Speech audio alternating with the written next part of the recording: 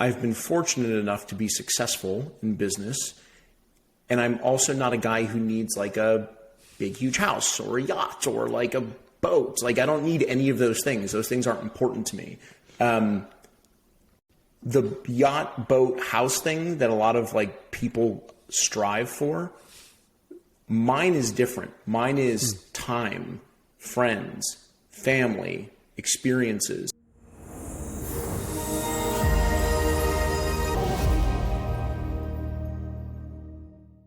Justin, thank you for coming on the podcast today. I've really admired your journey, and particularly because I remember you coming up on my radar on Twitter, and the first thing that I noticed was you were a SaaS guy. And then about 6 months or a year later, it seemed like you were the LinkedIn guy. And now you're the solopreneur guy. And I just really admire the journey you've been on in such a short amount of time. So I'm excited to talk to you about your journey today, but also some unusual territory that I don't think you've covered elsewhere. So thank you for being here. Cool, man. Yeah, thanks so much for having me, Danny. I've really enjoyed watching you grow as a podcast host and land big guests and become, very well known in the industry. So congrats to you, and I'm pumped to be here, man. So thanks for having me. For sure. So when I break down the journey of SaaS to LinkedIn to solopreneur, what comes to mind for you of how you've been able to niche down so specifically, but then pivot so quickly and do it so successfully from the outside looking in? I think the word that comes to mind is like accidental. I think that a lot of people assume that this is like a well-orchestrated journey, which there are certainly some parts of it that are, right? I would be lying if I said that I'm not intentional with some of the decisions that I make, in many of them. But like, it wasn't like, oh, I'm going to do SaaS, and then I'm going to do LinkedIn, and then I'm going to do solopreneurship and Twitter. It was more like my interests changed over the course of time, and also what people wanted from me, or at least the indicators from my audience, my subscribers, people that talk to me on a regular basis, also changed. And I think what I do a lot of things really poorly, but one thing I think I've done relatively well is find the intersection of like what people want to hear more about or learn more about, and where in my life I am right now, what I like talking about, and like combining those things for maximum impact. So that's sort of how I think about that journey. And when the difference is, like, how do you feel the confidence to be like, all right, I'm going to go in a different direction, or I'm going to slightly pivot this ship when people start, because this happens to a lot of times to content creators where people will know them as the business guy, and then they want to talk about sports. And so they might not have the confidence to navigate that ship to a different place. How did you have that confidence?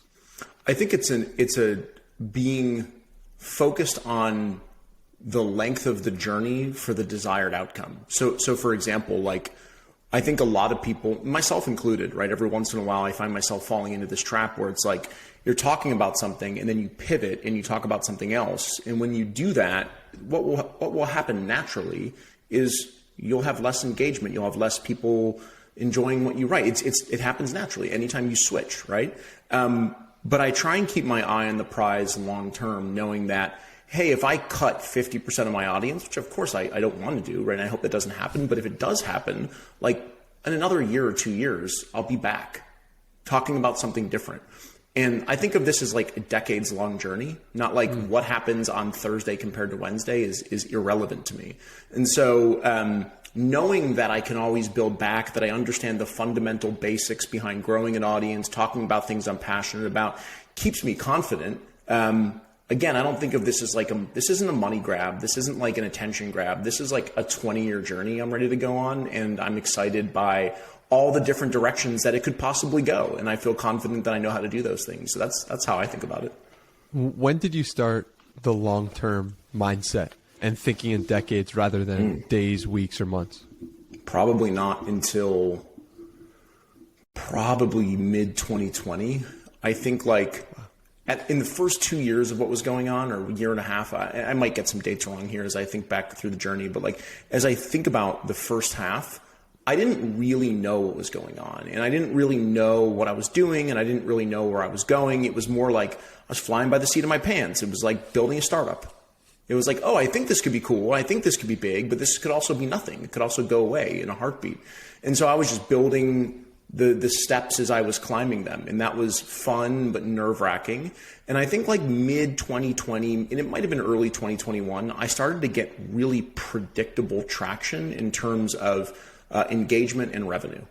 And so I started to be able to tie those two things together. Okay, engagement's here, revenue's here, engagement's here, revenue's here, here. And it started to be really, really predictable. So when I saw that, I thought, if this can continue to grow and compound at the rate that it's currently doing over the course of many years, this looks really interesting. And so that's when I started thinking like, all right, not how do I churn out more content or churn out more products, but like, how do I set my brand up for long-term growth around a very specific idea? And I'm still putting those pieces together. They're certainly not in place yet. It's funny because it's like you often think that long-term mindsets come from, all right, like let me think about how do long-term mindsets come from the place of I'm going to set out to achieve a long-term mindset versus I'm going to act without perfect knowledge in a short-term mindset, and that's going to lead to a longer-term mindset. Does that make sense to you? Like that's a novel way of thinking about it for me. Yeah, I think planning is always a good thing, right? Like if I could go back in time, I always say if I could go back in time, I would change something, but I don't think I would because I've really enjoyed the journey and I don't think that I'd want to really tinker with it. But like, let's just speak hypothetically. If I could go back and say, oh, having a 10-year plan the day I started creating content or whatever could have been helpful, probably. I think it's good to know the different directions that you could possibly go, but plans change, right? Like things don't go as according to plan. So every time that I sit down to think like long term, I don't think like this is the journey I'm going to build. I think like here are 5 different ways this could go. 3 could be great and 2 could be really poor. And it's just like, here are some check-in points that I should probably have along this long journey to make sure that I'm not going down the 2 that I think could fail. And instead I'm heading towards these 3 that I think could be really successful. And so, yeah, like you can set out with a long-term mindset, but I don't know a whole lot of people who have been like, hey, I had this 10-year plan and, went perfectly. Everything went according to plan. That like rarely happens, right? Yeah, because the things we're interested in 10 years ago are so rarely in alignment with the things we're doing today. But sometimes they are aligned. And when you find that thing where you can align them, it's like such a magical, beautiful feeling where you're like, oh, I could do this forever and I want to do this forever. Hence, I want to think for a longer time horizon. Yeah, and I also think it's really important to focus on the skills versus the journey. So for example, like, sure, I could start talking about something different in 6 months or 12 months or 18 months. Maybe I find that my interests are totally changed. Maybe I don't want to talk about anything even remotely related to what I talk about today. Maybe I want to build a brewery, right? Like maybe something just changes. What I'm confident about is that I've been spending the last 4.5 years acquiring the skills necessary to shine a light and to get some attention on things that I'm interested in. So a lot of the confidence in the journey comes from knowing that I'm spending time reading, studying, talking with really smart people, building my network. And those things, those sort of stepping stones or bricks of this journey allow me to feel really confident, sort of no matter which way I go in the journey, if that makes sense. Yeah, it does. What are the core skills from your perspective that you're building that you want to improve? One is a propensity to take action. So I was just having a conversation with my friend last night. They want to get started with content creation, but they've wanted to get started for 6 months and they just won't start. Everything's got to be perfect. They got to fix their headshot or whatever it might be, right? And so like for me, I just know the game is long and I know you can make a million mistakes. So like taking action towards something new, some experiment is something that I think is a skill worth having. I think communicating your ideas, your beliefs, and your strong opinions very clearly is a skill worth having. I think people call it copywriting. I don't necessarily think that encapsulates the skill that I'm talking about. It's, yes, part copywriting, but it's also part like understanding human psychology and being a very, very clear communicator. I think those are 3 things kind of wrapped into one. Call them whatever you want, right? Written communication if you want. And I think the other thing is kind of getting your ego in check is a really huge skill that a lot of people don't have. A lot of people have this idea that they've either A, figured it out, or B, they can't learn something new from someone who's not as far on the journey as they are. And I try and go into every conversation. I don't always do it well, but I try and go into every conversation saying like, I don't know, I still don't know a lot. And like every single person that I meet, no matter how old, how young, how inexperienced, how experienced, has something really unique and interesting to share with me. So I think like collecting those nuggets along the way is a really great skill. There are so many others, being curious, being autodidactic, being able to teach yourself. Like there are so many different things. Dan Coe, who writes a lot on Twitter, always calls it kind of skill stacking. That's how I think about it, is like getting 1% better at 17 different things all the time. And you blink and suddenly you're a much more well-rounded marketer, content creator, business person. And I love that sort of concept of stacking skills. That's really useful. Well, when you look back on yourself, and we look back to the panic attack you had in 2018, and you compare the person who's stacking skills today, it seems like two entirely different people. How did you bridge that gap between the person who was in a job they didn't like or didn't feel fulfilled and the person you are today? I'm really lucky because I didn't have to make a decision where I was like, oh, I am going to leave my job in the future and then I'm going to become this different person. Like it wasn't well orchestrated. It was a function of being forced. When I had a panic attack in December of 18, it was, and lots of people have panic attacks. I had never had one. This one was pretty 911, all the EMT guys came. Like I thought that I was dying. I knew that I couldn't go back to work. Like I ended up working a little bit longer, but like I knew that I had to make a very quick change and that I had to get out of the job that I was doing. So when I did that, it was like, okay, now what? Like, how do you make money? How do you make a living? How do you support your family?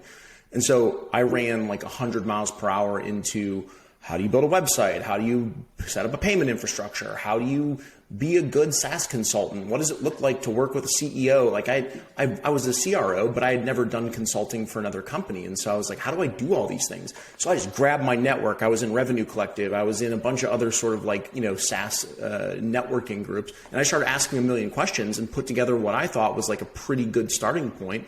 And I was fortunate enough to say, okay, I'm pretty well known for building this company successfully. Let's go out and create more attention around that growth. Let's see as many eyeballs as I can get onto my face, my name, my website, and let's just build pipeline. That's what I did as building a sales team. And so I just did all the things I knew how to do, but with a whole other part of this world that I didn't know how to do, which was like setting up my own stuff, building an LLC, all this different thing. So I combined the unknown and known and went as fast as I could. And when I left my job on August 1st of 2019, I had a good pipeline. I had like 10 prospects in the pipeline that were ready to sign a contract. And so there was never this like lull of like, holy shit, I'm not making any money.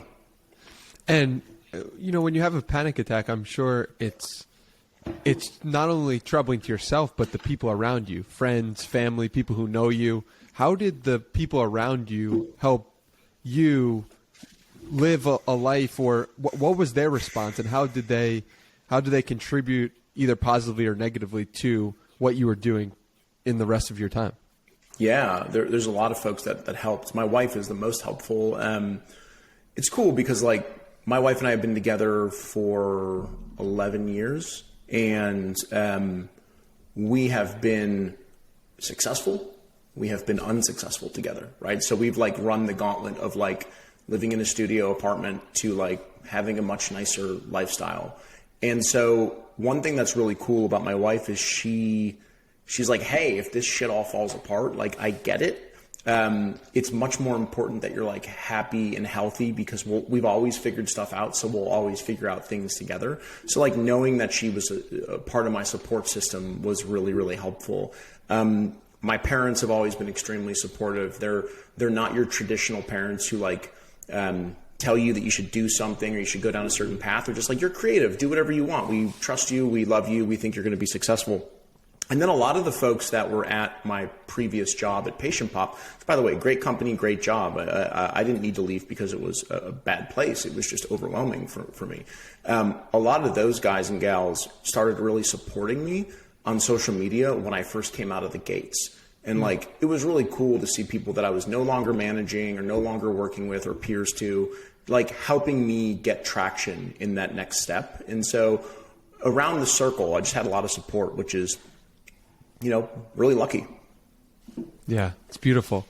Speaking of your wife, one of the things you guys like to do is leave massive tips unexpectedly for waiters and waitresses at restaurants. Yeah, we do like to do that. Yeah. Are there any particular stories that come to mind of making someone's day that I bring it up because it seems like an incredible practice when you're in a fortunate position, and I always love watching those videos and seeing someone's day being made. So I'm curious if anything comes to mind. Yeah, it's funny. I don't remember having ever stated that publicly, but that's good research. So I'm a sucker for like those channels too, where like people go around and help people out. I like that kind of stuff. I was like, my mom's very charitable, very like, that's just like my mom, both my mom and my dad, but mostly my mom has always kind of instilled that in me. But we recognize every day that we're very, very fortunate. Like there's not a day that goes by that we're like, oh, life is terrible. We're so like we're very, very fortunate.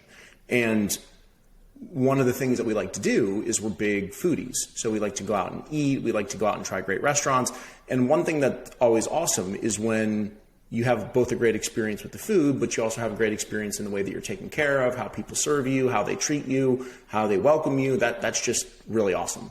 And so when we have someone who we get to know really well, or they get to know us really well, there's a place here, I live in Accord, New York, there's a place called Innis, it's a restaurant, and we know all the girls and all the guys that work there. And so we like, when they do an awesome job, we like to surprise them. It's fun. Like, I don't know how to say this without having it come the wrong way, but like, it's very meaningful for them. And I'm in a position where I can do that. And so I want to do that as often as possible because I think they're hardworking, and the young girl, Becca, is going to be a nurse, and like, she takes care of us all the time. She's 21. She's like so much smarter and better than I was at 21 that like, I want to make sure that she takes that next step in her journey as well. So yeah, that would be one that we did recently that we really enjoyed. That's beautiful, man. And how do you, like, what was the impetus for like lighting someone's day up? Like, and how do you translate that to other aspects of your life, and how would you recommend people do that as well? Yeah, it's actually, and I neglected to mention a very important part of the story, which is like, the reason that we think about that is my wife was 31, and she was a cocktail waitress in Chicago. And obviously there's absolutely nothing wrong with being a cocktail waitress, but she tells a story with me where she says, I was always going to work at 5 p.m. to work a shift till like 2 a.m. And I always got on the subway and all the guys were coming home in their suits and I was going to work. And I just wondered, am I ever going to make it into the corporate world? That's what she wanted to do. And in 2010, the CEO of the first company that we worked at together called ZocDoc, it was a very small company at the time, it ended up becoming a unicorn, had a table at her restaurant in Chicago. He sat down with a bunch of the guys and gals working for the team, and she took really good care of them. And at the end of the meal, he said, I want you to come work for my startup in New York City. And she had just gotten a new apartment with her boyfriend in Chicago, and she flew out, and they were like, interviewed her for essentially an office manager job. And she went from being a cocktail waitress to an office manager in like a week, and then worked her way up to director of global office operations. And so she managed 3 offices across the world, India, Phoenix, New York City. And like, it was just a chance, right? Someone just like recognized her ability and took a chance and did that. And so I think we pay that forward a lot, so that's one way that we kind of think about that. And I think just to kind of round out that question, the one that you asked is, how do we think about that in other parts of the business? There's a lot of people who have successful businesses and successful brands on social media or wherever who are not very nice people. I've met a lot of them, right? And like, you can always tell when you're sort of being looked down on or you're being treated differently.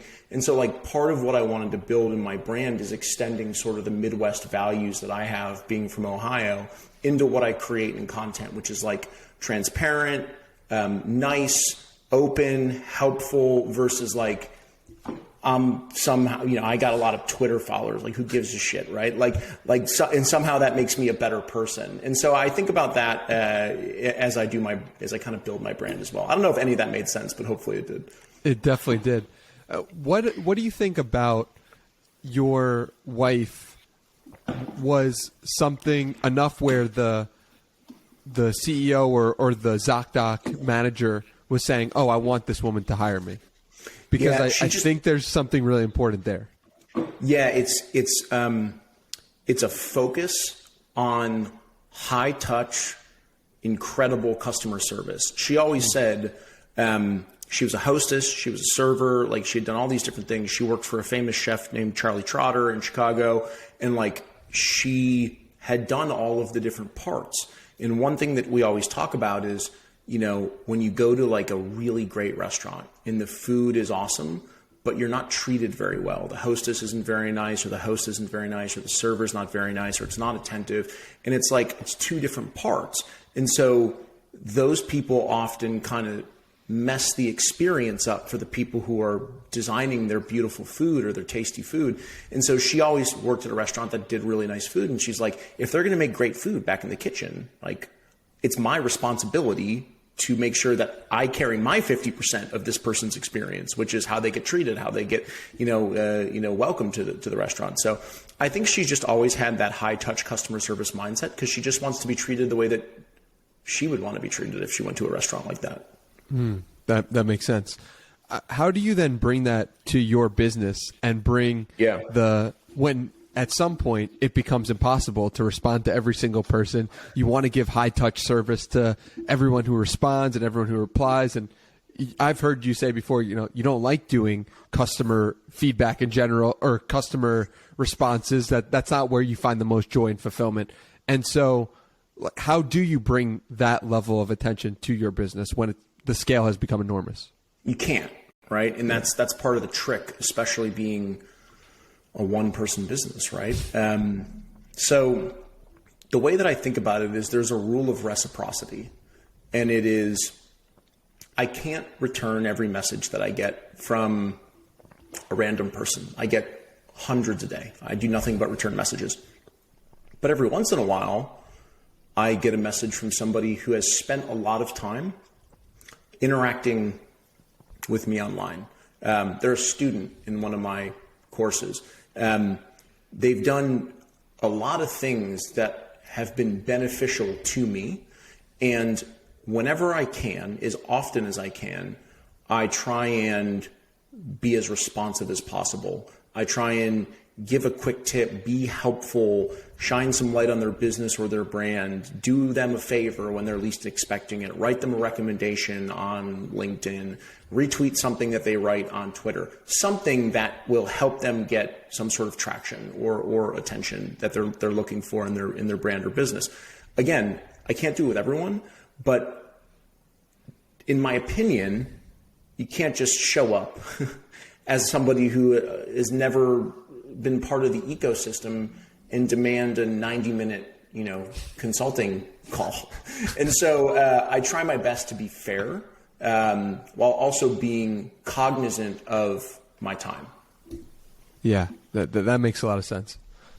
Tell me a little bit about anti-goals and why that has been such an important part for making 2022 one of your best years yet.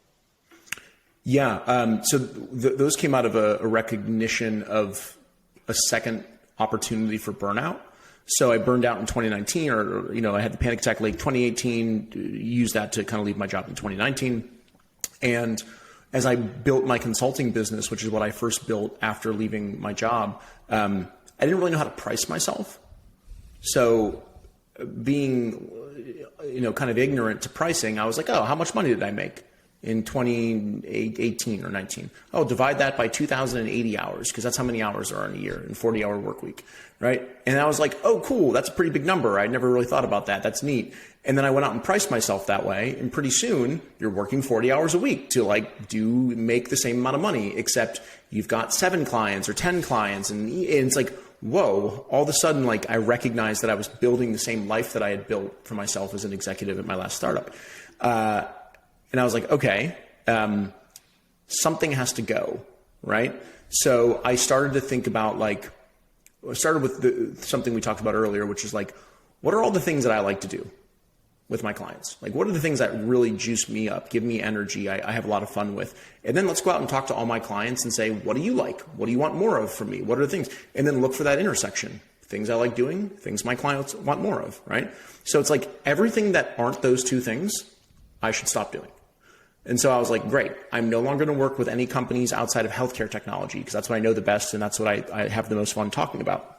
So away went 30% of my customers, right? I just cut. Said, hey, I'm no longer working with non-healthcare companies, but I raised my rates. So if you raise your rates, if you double your rates and work half the amount of time, you make the same money. I could have doubled my rates and worked the same amount of time and made twice as much, but it's much better to get open gaps in your schedule. And as soon as I did that, I realized I could sort of control my time. So an idea of like an anti-goal isn't like, this is the goal I want to achieve. It's like, this is the stuff I don't want to do next year. And so once you ask yourself what you don't want to do, then you have to make like a statement around it. Okay, I don't like working with non-healthcare companies. Therefore, I am no longer going to consult or advise non-healthcare companies. How are you going to do that? I'm going to update the language on my website. I'm going to be very clear. I'm going to update my URL. I'm going to update my business name to make it healthcare focused. So it's like a 3-step action plan. And as I did more of those things, like more things crept in. I started coaching. I started doing other things. I was like, well, I don't like doing that anymore. I don't really want to run a Slack community. And so each year I kind of evaluate what are the things I didn't like doing the year before and how do I do less of those things? It may sound like a recipe for cutting a lot of revenue, but ultimately what happens is you open a ton of time, and with that free time, you discover additional revenue. Yeah, that makes sense. And I remember reading you had a $15,000 monthly recurring revenue business in the Slack community, but you decided you didn't like doing that and you wanted to stop it. How do you create the conditions to experiment and try, especially when the outside validation might be, oh, people are, 1, really enjoying this, 2, it's helpful to them, 3, you're making money from it, but you don't want to do it anymore. Like, where does that come from, that clarity of focus to cut something that's quote unquote working and go in a different direction? Yeah, I think it's interesting because I messed it up the first time around. I was like, oh, community, that's what everyone's talking about, right? It's what you got to do. By the way, I enjoyed it. I enjoyed a lot of it. There were parts of it I didn't like. But I was like, okay, cool, I'll launch community. So I went out and I launched community and I made it a year-long membership.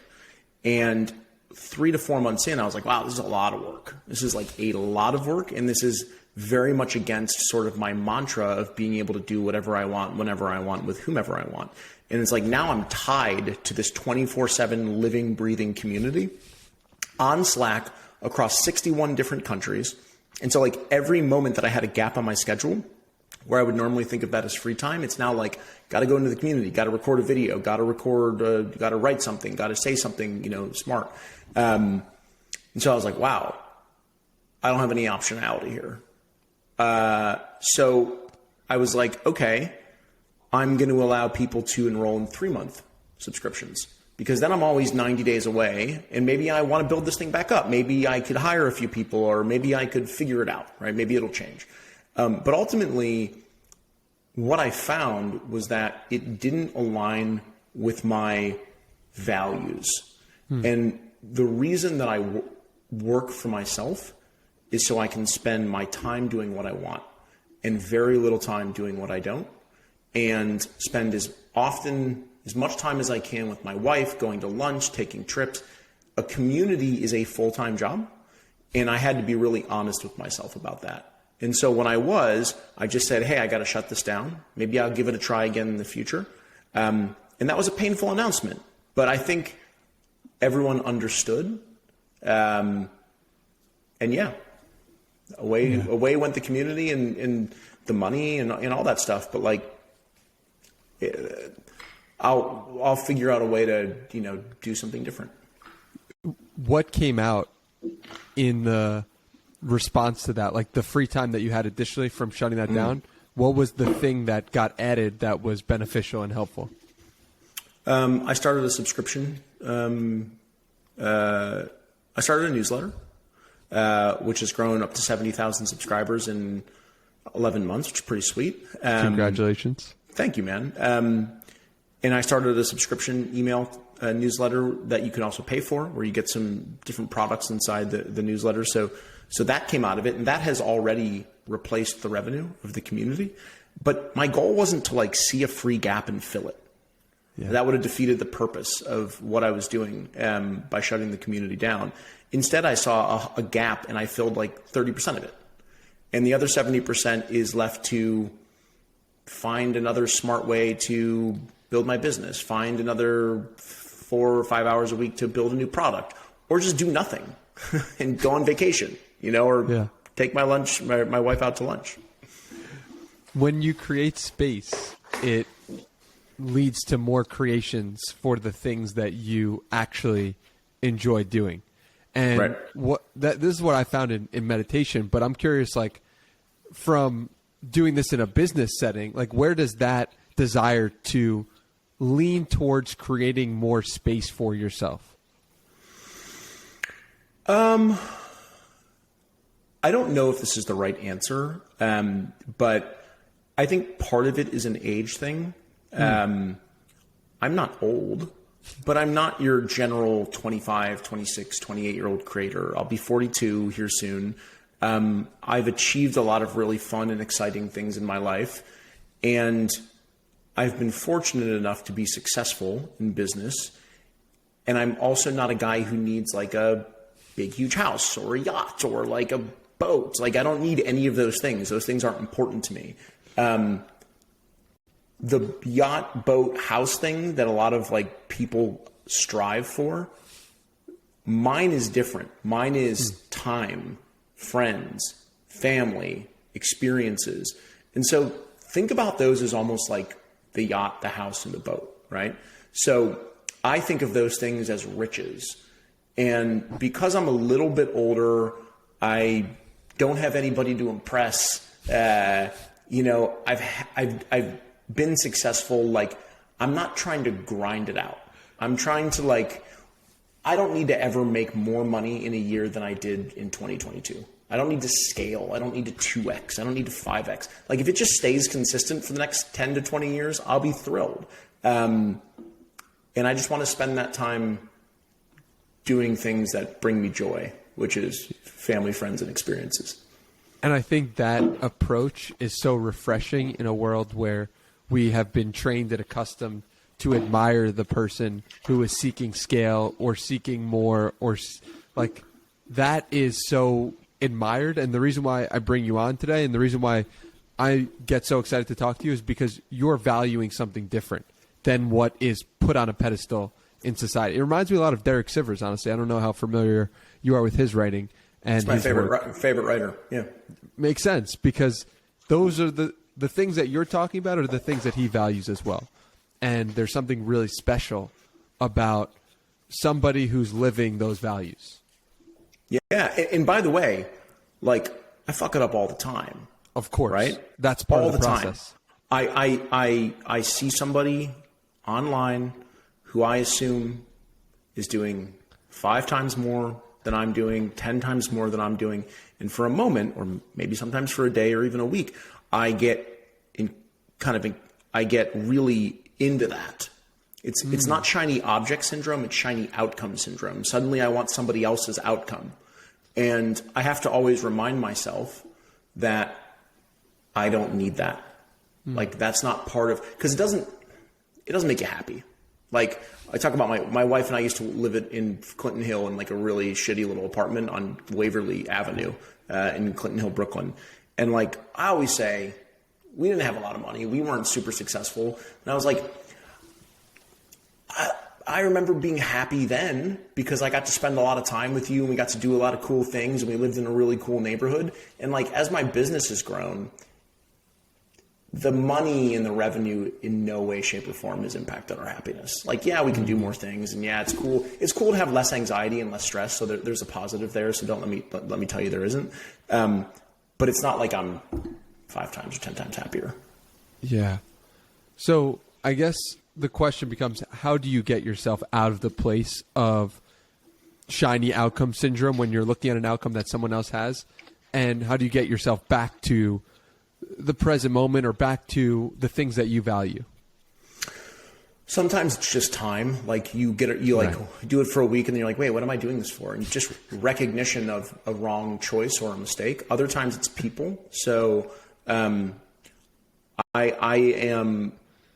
very I get very manic depressive. So there's sometimes when I'm in a really deep, dark mood and I can't get out of it. But there's other times where I'm like really excited about something. And when I'm really excited about something, like I'll talk nonstop and I'll do it for like days. Wow. And often when I get like shiny outcome syndrome, I get a lot of new ideas and I want to do things and like, I won't shut up about it. I'll tell my wife about it. And she's usually the one who's like, hey, why do you want to do that? Like, can you describe in depth, like the outcome that you want and why? And generally she's really good at bringing me back down to earth when I'm like focused on something or somebody, that I shouldn't be focused on. And so it's a combination of like, sometimes it's recognition, sometimes it's my wife, sometimes I just work myself into the ground. I get really tired and I'm like, hey, this is what you're not supposed to be doing. So you need to stop doing this. Is there an example that comes to mind? Is the community an example of when you got on one of these? Like what would be an example? There are creators, who I can see what they're doing. Like I see where they're going with their brand, right? I think some of these creators that you and I know and are probably, talk to and maybe a little younger than me, but probably around your age are like, they're going to be future politicians. They're going to be future CEOs. They're going to run huge venture firms. They're going to be $100 million people, right? Mm-hmm. And I'm plugged in with a lot of those people. And I see them. Right? I see that trajectory and I'm a human being. So when I see that, my natural inclination is to say, oh man, I don't really have a plan for that. I'm out here just doing my thing, but I don't have a plan for that.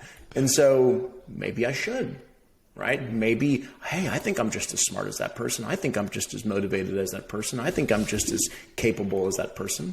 So therefore I should do that. But again, you have to sit back and you have to think about, why am I doing all of this?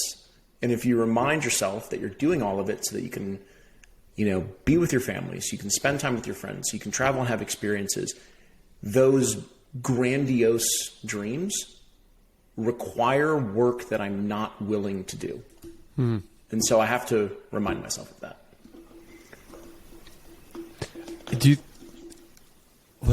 Why are you not willing to do the work? Because you want to spend the time with your family and with friends and... Because the ratio of work to income is what I'm after, right? Working 100 hours a week to 5x my revenue is a loss. What do I need 5x the revenue for? There's nothing that the 5xing my revenue gets me that I can't get today that I actually want. And wasting the prime of my life, not wasting, but spending it doing things I would rather not be doing in the very prime, what I hope is the prime of my life, with my wife and family around and my parents still alive, is just a non-negotiable. I can't wrap my head around that decision, even though I get distracted by it all the time. I have to reground myself and be focused on the things that matter to me. That's how I think about it. Yeah, makes a lot of sense. On the things that you value, that you build your life around, you've said, you do what you want, when you want, with whom you want, and you do very little of what you don't like and more of what you do. My question for you is, how do you build in difficult challenges or difficulty or hardship in a life that is easy and you're trying to make it easy?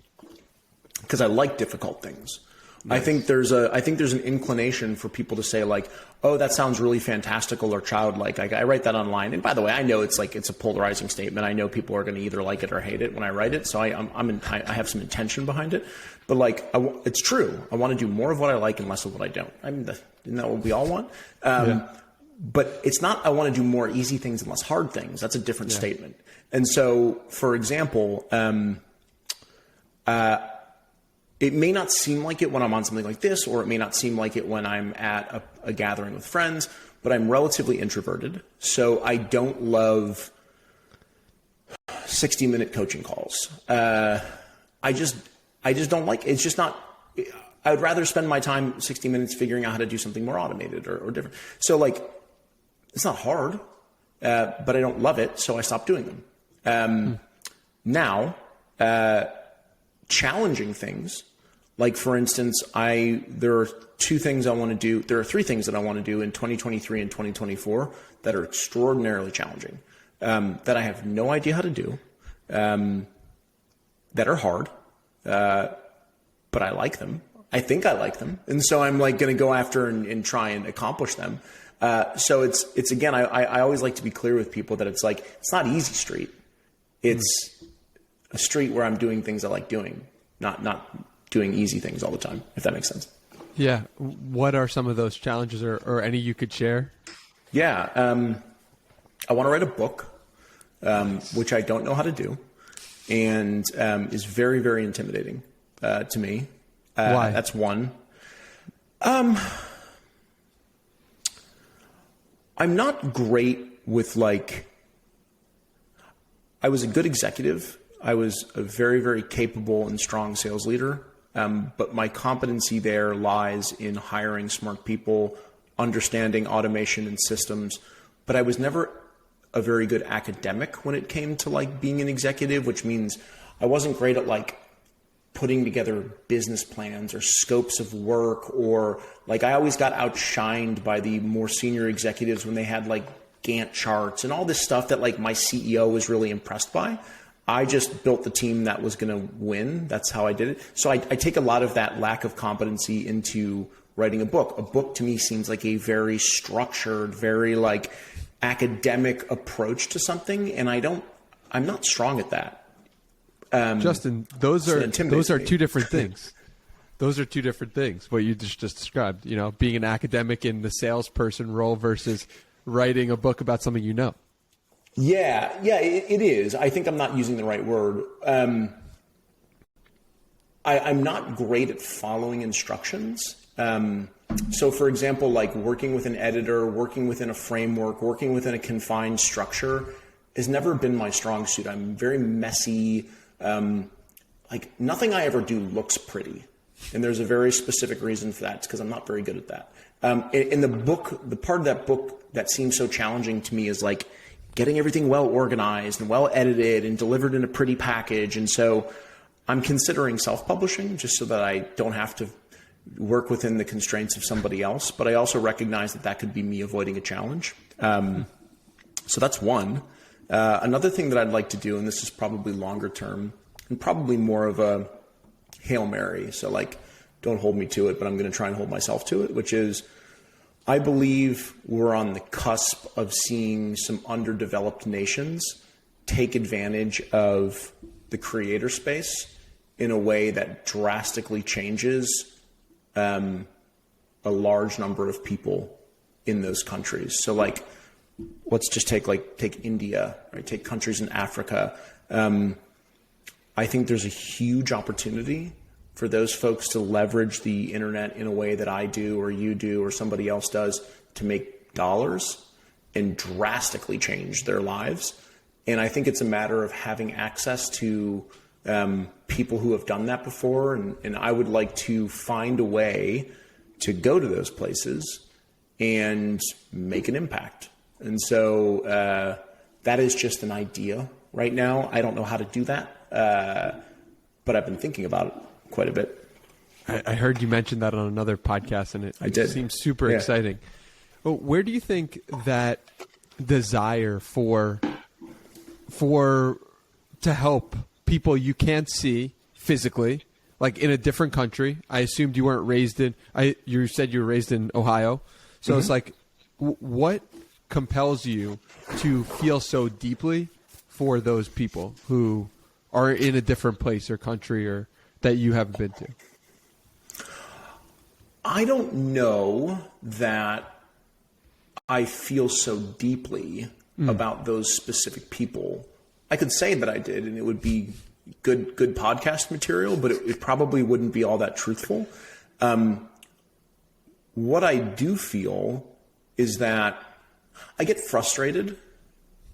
I don't want to take this in a strange direction, but like, I get frustrated when my wife's from El Paso, Texas. It's on the border of the United States and Mexico. And she was born right on the border. And like, there are people born 500 feet to the south who have significantly less opportunity. And to me, that's just crazy. I think that's wild. It is what it is, but I think that's crazy. And I just think it's a very random luck of the draw. Like, I was born in Cleveland, Ohio, to parents that were middle class who were still together. Yeah. Lucky, right? Like, I don't think it's an excuse. I think a lot of people have hardships, and I think people have to work their way through hardships, and that's also pretty challenging. But like, I would like to try my best. I don't have kids, so I don't have like somebody to impact, that in my family other than my immediate family. But I think if I'm going to do something good, it would be to try and make the statement that I just walked you through a little less true, where it's like, it's a little less about where you're born or to whom you're born, and more about democratizing access to success. We are never going to all be starting on the same yard line in life. It's never going to happen. It's a utopian idea, but we can make an impact. We can make it easier for people who are raised in places that are generally a little bit more underdeveloped to have a really awesome life. My wife also managed the Indian office for ZocDoc, and she got a chance to know a lot of those people. And then through that, I got a chance to know a lot of those people, and just good people. Yeah. I'm painting with a broad brush. There's terrible people everywhere, but like, they're good people. Like and I just want to give people access to change their lives. I think that'd be cool. Yeah. I don't have a better answer than that. No, it makes sense. And it also points to, I think someone was like, why don't you just make your courses more expensive? And you're like, well, I could do that, but I also want to help as many people as I can while also making profit, but also just really trying to make it affordable and accessible for people in terms of how you price your courses. Yeah, I use purchase power parity for every country in the world. So if you visit my website from Pakistan, the course isn't $150. It's like $30, right? If you visit from South Africa, it's going to be $60. If you visit, I'm just making these numbers up. I don't know the exact percentage. Spain, it's like, $80, something like that. So I use this service called paritydeals.com that provides my products at a more relatable price, because like, do I want to make money? Yes. Right. Like, I'm not Mother Teresa. Right. But like, what do I care? I recorded it 18 months ago. If somebody buys it for $30, who gives a shit? Like, it changes their life. I make a little bit of money. I hope it changes their life, right? I make a little bit of money, and like, it's a win-win. Yeah. That's really cool that you have that. You said it was paritydeals.com? Yeah. Cool. Okay. Because I'm considering building a video course myself on podcasting, everything I've learned about reaching out to guests and stuff like that. And I think it could be really valuable for people, since I get asked all the time about, how do you get this person on, or how do you do this research, or what all the back end stuff. And so I'm curious from you, as somebody who's now built the courses himself over the past 3 years, like what recommendations do you have for someone like me who's just on day one of that journey? Yeah, there's a couple things. Number one is, people, when they buy a course on podcasting, they probably don't want to learn everything in the world there is to know about podcasting. They want to go from point A to point B, whatever those points are. And I guarantee that 90% of the people who buy it, point A is, I don't have a podcast and have no idea to start. And point B is like, I've started a podcast, I understand how to invite guests, and I understand like how to select technology and get started and have a somewhat decent podcast.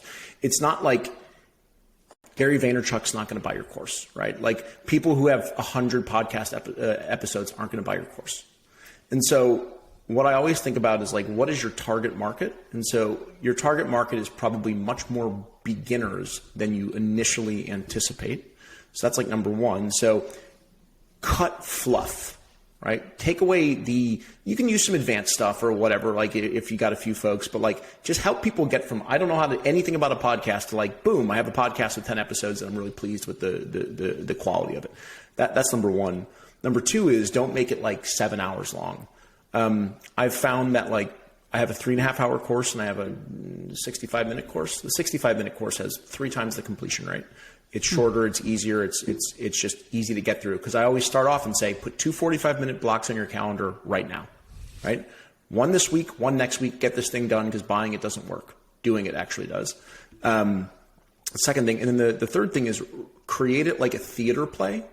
So if you've ever been to the theater, there's like act 1, intermission, act 2. And the way that a theater play is structured is a lot of the action happens in the beginning because you want to get people excited into the play, right? You want people to be like, oh, this is really cool. This is really funny. This is really whatever. And then right before the intermission, like there's a big like, ta-da, we're going to show you something crazy that's going to happen at the end of intermission. So you go out to intermission, you talk with your friends, wow, this is really fun. And then you come back and you get the cliffhanger and you finish. So the way that I think about building a course is, in the first half of the course, Act 1, you want it to be exciting, big information, cool ideas, because you want people to be like, damn, I'm 15 minutes into this thing and I've learned a lot. This is really great, right? And then at the intermission, right before the intermission, you want to sell the second half of the course.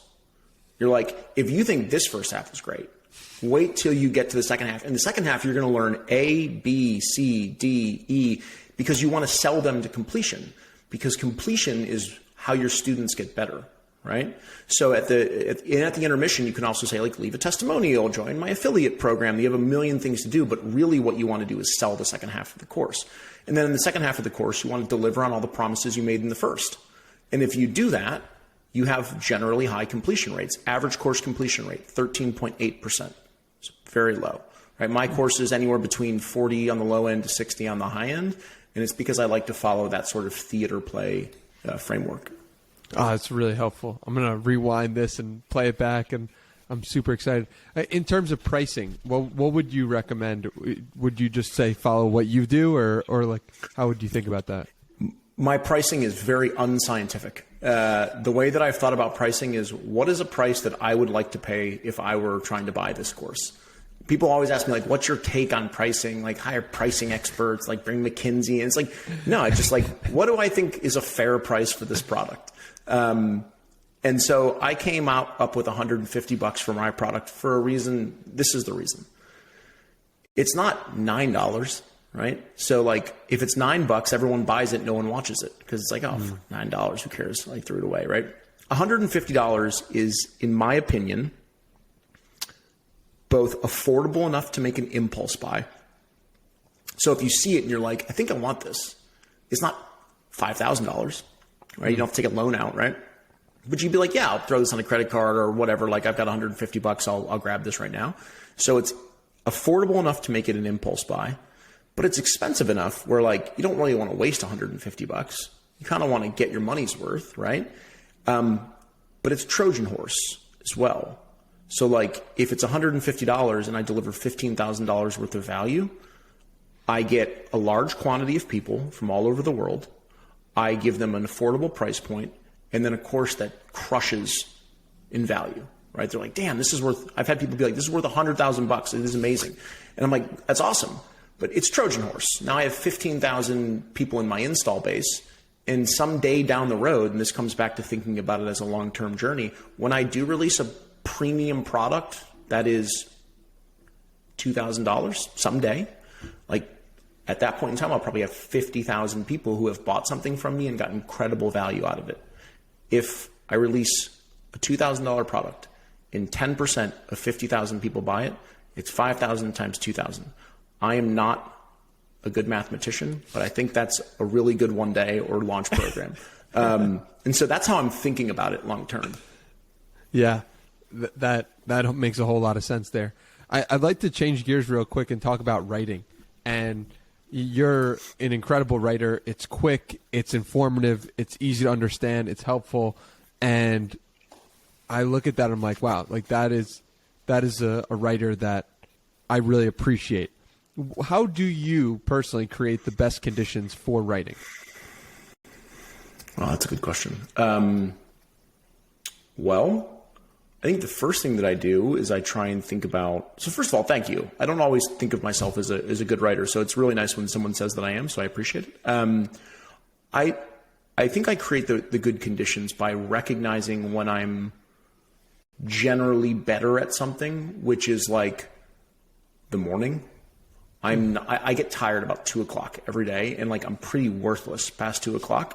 And so I used to like try and do all my client meetings in the morning because like I wanted to be peppy and excited, and then I was left to write in a time frame of the day where I didn't feel very energetic.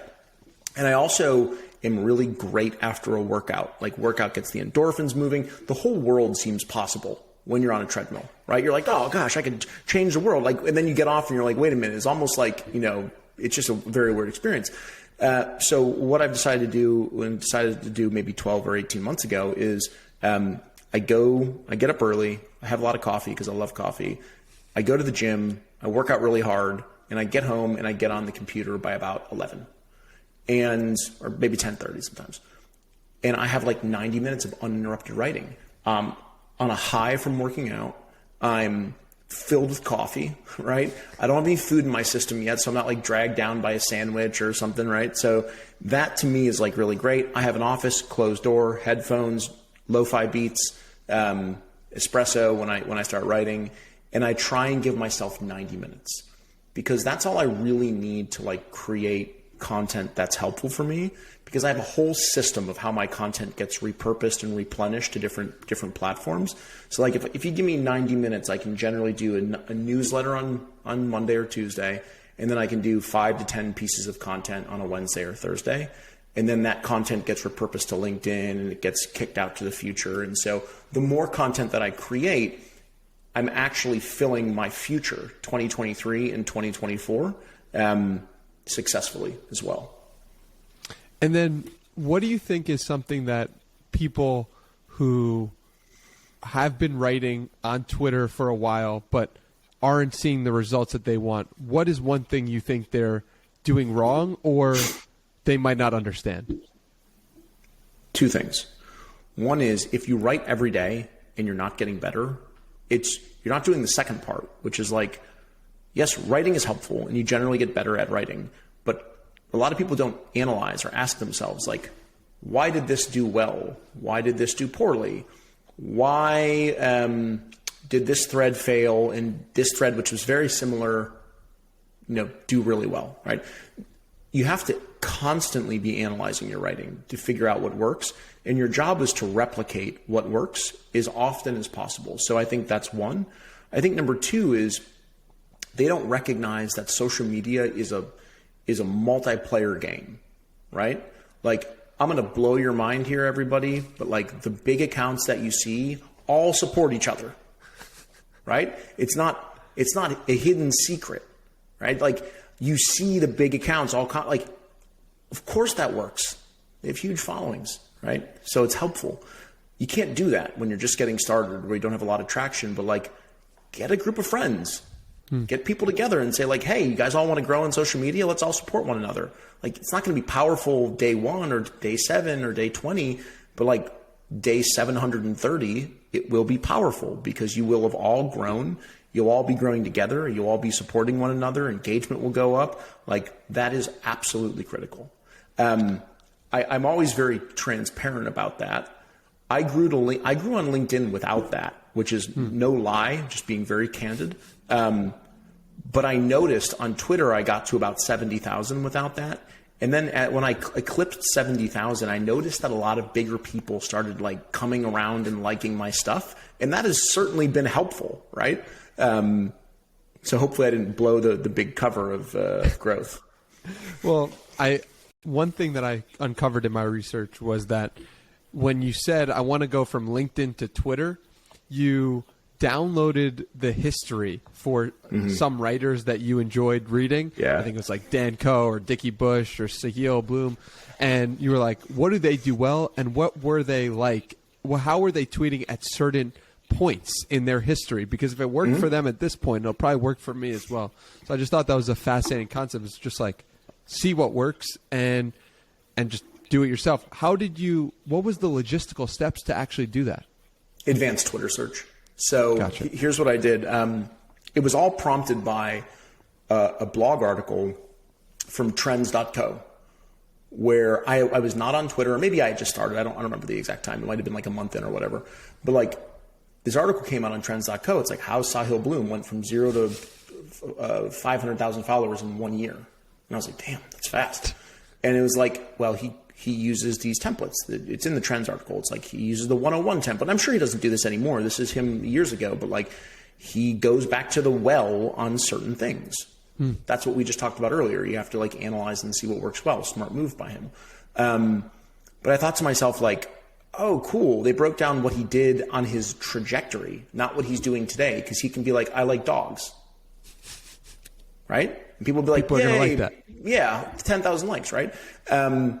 So I was like, okay, if you can go back and you can break down Sahil, well, you can go back and break down Dickey, and you can go back down and break down Dan Coe or Nicholas Cole or whomever.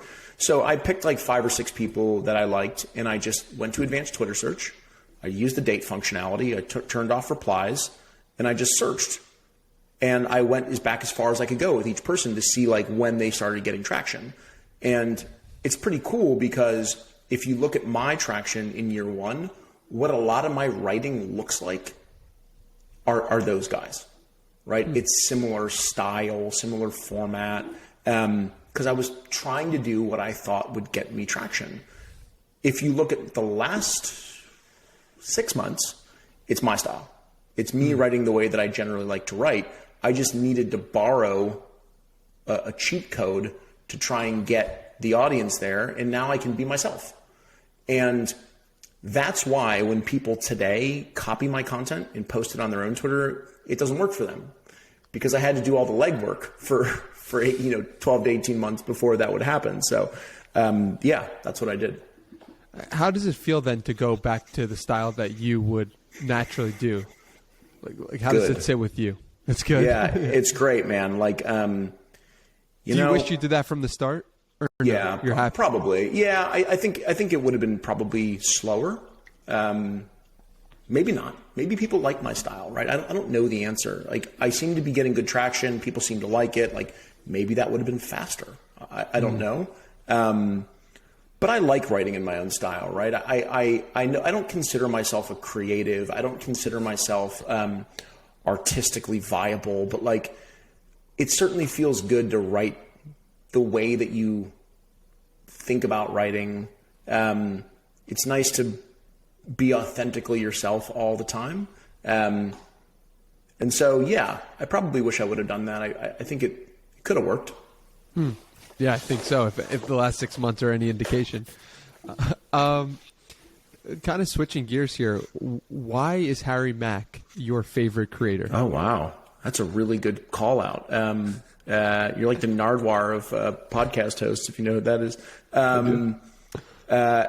Because he's at the top of his game of more so than any creator in any industry or any of anything. He's just, I've never seen someone work on a craft for so long and get so good at it that it's almost unfathomable how good they are at the craft. And so, like, I've been watching him for probably 5 years. Wow. And if I go back, I thought he was awesome 5 years ago. Yeah. And now you go back in time 5 years and you're like, oh, this sucks compared to what he is now. For those of you who don't know, he's a freestyle rapper. And I just like he comes out with a new video every Friday, and it just brings me an immense amount of joy. I love watching people go from being like, this is going to suck to like, this was the most amazing thing I've ever seen. And I enjoy watching people get joy out of that. So that's why I watch every Friday when it comes out. Wow. That's so great. You know, it's funny because someone turned me on to him, Jonathan Bales, about a year or 2 years ago, and I went on a binge. Couldn't stop watching it, and it was incredible, and I'm so grateful for it. But then I tried to reverse engineer, why am I so fascinated by this to a level that I'm not fascinated by most things? And it's because it is communication on display at the highest level. And what I'm doing with this podcast, what I'm doing by researching and learning about writing, what I'm doing when I'm watching sports is seeing how people communicate and then trying to understand it better. Like I really view myself as a student of communication, and this is the communication master at the highest level. That's what music really is, and freestyle to that level. So how does that land for you? Yeah, I love that. That's a really good encapsulation of I'm a big fan of like reaction channels. That's like my trash TV. I get a lot of joy out of watching people feel good and like witness something really amazing. I like to see them light up. Like I was just always kind of like that. It's just been something I like. It's the same reason I like Nardwuar, the interviewer for like musicians and mostly rappers and things like that. Cause like, it's interesting to see some person pull up to an interview and like assume they're going to get the same questions per usual and get like the deepest, most personal questions ever. I always enjoy watching them enjoy that. So yeah, I like craft at a high level. Yeah. Because what Nardwuar does is it gives insight into the person that they didn't even realize they could gain from themselves in that moment, which is giving them the ultimate gift of learning more about themselves. It's remarkable. Yeah. You have a 2023 prediction. More high performers will view one-person internet businesses as a viable option alternative to traditional work. More flexibility, high income potential, 100% ownership, and the ability to be present for their partner and children. We've been talking about it all podcast, and I think you're absolutely right. What is going to propel this shift to the next level from your perspective? I think the impact of the pandemic has not yet been felt at its highest level. I think where we're going to feel that impact is, I think a lot of people during that whatever time frame got depressed, drank too much, just became different people. And I know that happened to me, right? That definitely happened to me during the pandemic. And I assume that if it happened to me, that it's probably happening to others, it's happening to my friends. I think the fallout from the depression hasn't necessarily been seen quite yet. I think it will be seen as people go back to work in higher quantities, and there are fewer employees. People are struggling getting laid off, and like the people that are left are these high performers. And these high performers are going to shoulder a lot of the workload, a lot of the pressure. They're not going to be fully recovered from 2 years of hell, and they're going to start burning out. I think that's going to happen. I think when you combine that with the rise of the solopreneur on Twitter, on LinkedIn, on YouTube, on TikTok, wherever, Instagram, wherever, I think people are going to look and say, if one customer, my company, will pay me for my services, why wouldn't 1,000 customers pay me for my services? And they will recognize that by getting some attention, by studying the way that they do at their current job, by applying themselves the way they do at their current job, right, that they will get good at that. Being good on the internet is no different than being good at work. Just, you got to care. You got to want to do it, right? And they'll figure out that they can do that. They'll figure out that they can spend more time with their wife or partner or husband or kids or whomever is most important to them without a 35-minute commute, without a $40 lunch every day, without, hey, I know it's 7 o'clock and you're having dinner with your family, but I forgot we need the board deck by tomorrow. Like, those things will be no longer things they're willing to put themselves through. And so that's my prediction, is that will happen for high performers, and that will also have an impact on companies, because companies will struggle to retain high performers, and therefore companies will start filling their seats with average performers. I'm already seeing it. Call a customer service line today. Have a problem. Like, the ability for people to solve the problems that I have has reached almost zero. And like, it's frustrating. And I just think that will continue to happen. I'm sure it'll change at some point, but I think 2023 will be a big year for that. That statement and that answer just fired me up so much. I don't know why exactly, like just because it feels like the power is in your hands to make a change. And you eloquently described that so well. I like to end these podcasts with a challenge for people. You listen to the podcast and you take the information and then you do something in your day-to-day life. Does a challenge come to mind from either the things we've talked about or the things we haven't to help someone live a better life?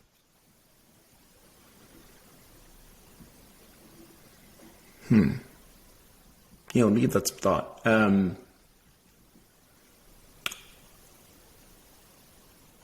I think that if I were to give people a challenge, it would be to take one idea that they have that they're planning to do sometime in 2023 and take one step of action towards making that idea a reality today, right? Like, you want to launch a course, you want to start writing online, you want to build a service business, you want to write a newsletter, you want to start a podcast. If you want to start a podcast, go buy a piece of podcast software, grab a microphone, and send your first invite to somebody. Just do it all today, right? Mm-hmm. Who fucking cares if it doesn't work? Like, it's not the end of the world. You'll learn something from that experience. Want to write a newsletter? Go get a Substack and get a title and a logo in Canva that you make in 30 seconds. Name your newsletter, write your first newsletter, make it 3 minutes long, publish it. Who cares if nobody reads it? Send it out on LinkedIn or Twitter and say, hey, everyone, I wrote a newsletter. Someone will read it, right? You will get better for having done that. You will be better for having done that than if you do it on April 15th of this year. And maybe there's people who feel the opposite. Maybe there's people who are like, oh, you should plan and you should have this and that. Fine, but what? To me, that's just procrastination dressed up as perfection, right? Oh, I got to get everything perfect. No, you're actively procrastinating. So just do one thing today. I think that's a cool challenge for people to hopefully take part in. It's beautiful. And I wholeheartedly agree and endorse it. Justin Welsh, you could find him at the Justin Welsh on Twitter. Anywhere else we should send people, or any closing thoughts from you? Yeah, if people want to learn more about me and how I think and what I do, they can go to justinwelsh.me. That's Justin, WELSH.me. I say a lot of things. Sometimes I'm right and sometimes I'm wrong. So take it all with a grain of salt. I love it. And those are linked below. Thank you so much, Justin. Thanks, Danny.